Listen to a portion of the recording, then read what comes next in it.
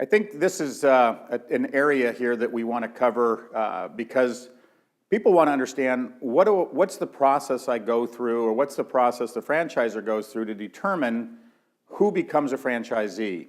So we've called this the qualification process, and really it's taking into consideration how both parties are going to go through the stages of making a decision. And so typically after the first inquiry is made, whether it be through an online form or something, or a phone call to the franchise company, there's going to be a request from the franchisor to complete what they have as an investor application or a questionnaire or some sort of a form that they'll want you to fill out that's quite detailed, that'll explain information about yourself.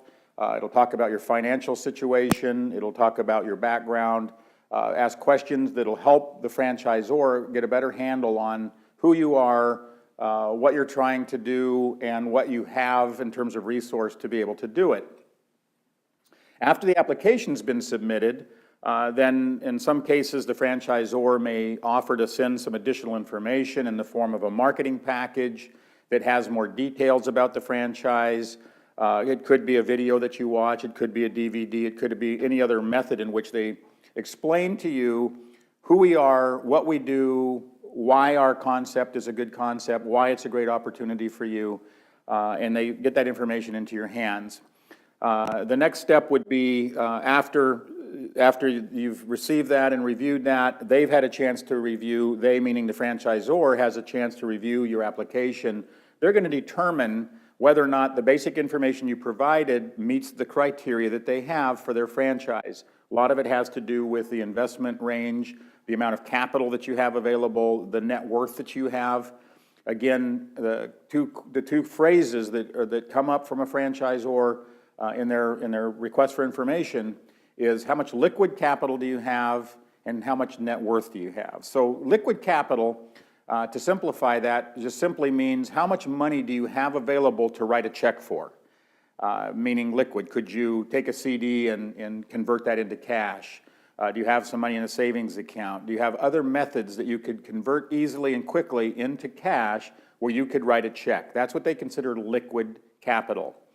The other part that they want to know is what your net worth is. Now, net worth, in a simple explanation, is all of the things that you own, the value of everything you own, or the assets that you currently own, less how much you owe, all the liabilities that you have. So you take the total amount that you own, less the amount that you owe, and whatever that number is how they determine your net worth.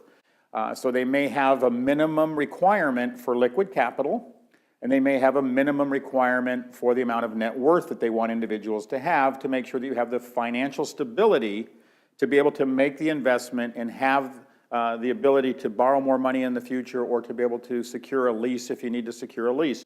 So they're going to look at those as part of their criteria to determine whether or not you can afford to operate one of their franchises. They may also tie in their financial qualifications with what they know a bank's going to ask for in order to get financing, whether it's an SBA guaranteed loan of some sort, but the franchisors would typically know how much money you would need to have, how much net worth you need to have for the banks to be able to loan you the balance of the money. Once they see that you may meet all their criteria, they'll want to have some sort of an interview to go through and clarify questions on your applications, to ask you, to get to know you, just to build rapport, to make sure that everybody starts building a relationship, because I sometimes refer to this process as the dating process, with the idea that after we've dated for a while, we're going to decide whether we want to get married. And so after if everybody still feels good about how things are going, the franchisor believes that you're qualified, you seem to be motivated for the right reasons, then the next step would be for them to provide you with what is referred to as a franchise disclosure document, or for short, it's a FDD. The FDD is required by the Federal Trade Commission. Now, the Federal Trade Commission is a national organization that oversees the franchising methods to make sure that franchisors are providing investors with the proper amount of disclosure to make a good informed decision, And we're going to break this down in a future part of our course here of understanding the disclosures and the franchise agreements. So we'll get to that later, but that's part of what will happen in this process is you'll get a chance to go through these disclosures and find out in detail things that you'll need to know in order to make a good decision. Once you've received that document, a clock starts ticking. From the day that you get it, you'll be asked to sign a receipt. Now that receipt will start a clock. They call it the 14-day waiting period. So it'll be 14 days before you could even buy the franchise if you wanted to.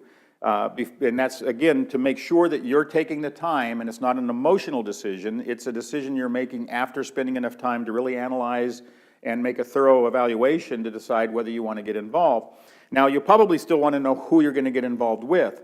And they have franchisors typically set up what they call a discovery day. Now, a discovery day is an opportunity for you to visit the corporate headquarters, whether it's somewhere local to where you're at, wherever the corporation is that the franchisor's working at, whatever they're headquartered, you would make a trip to that location. You would generally meet with the principals of the franchise, in most cases the CEO or the president and the franchise development folks that you might have been talking to along the way, and you get a chance to tour their facilities.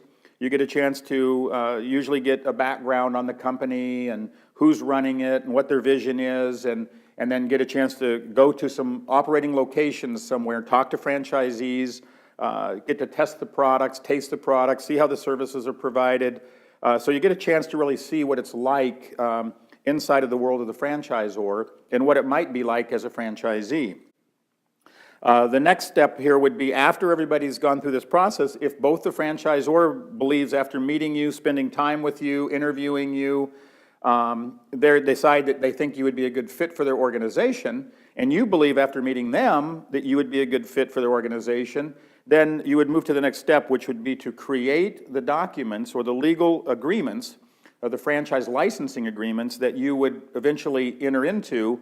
And there might be some customization or some negotiation that needs to happen in that process to define the territory that you want to be in, the number of locations you might want to open, those types of things, the timeline in which you're planning to make your investment and get started, how many owners are going to be involved, and whether you're a corporation or whether you're a sole proprietorship. Those types of things would need to be figured out before you created the contracts.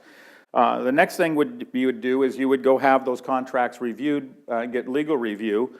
The franchisor would probably have their legal team review them or actually write the agreements up once some of the terms and conditions have been determined. If everybody's satisfied with the legal agreements and the attorneys and everybody that's overseeing the process believe that it meets the criteria and has everybody's interests in mind, then the next step and the final step would be to actually sign the agreements. And once you sign the agreement, you would obviously have to make your first initial payment, which was usually going to be based on whatever the franchise fee is that you've been determined or have negotiated. That's what you'll pay. Once you've made that payment, then you'll be awarded the rights to operate under that franchise agreement. And then that's when the timeline starts for the franchisor to begin the process of putting you into a training, getting your training started or at least scheduled. They'll also begin the process of helping you understand what you need to do to find a location, some of those other considerations. But this is where the relationship really gets started. So again, it's a two-way interview through the process. The franchisor wants to make sure you're right for their concept. The franchisee has a chance to find out if the franchise system is the right fit for them, if the philosophy of the company is correct, if the way that they conduct their business seems to fit your style, and you feel good about the relationship at that point, then you would go ahead and move forward. But that's kind of the process that most people go through. Most franchisors have a similar process. They might go in a little bit different order, but for the most part, you'll go through all of these steps to determine whether or not you're a good fit for any concept.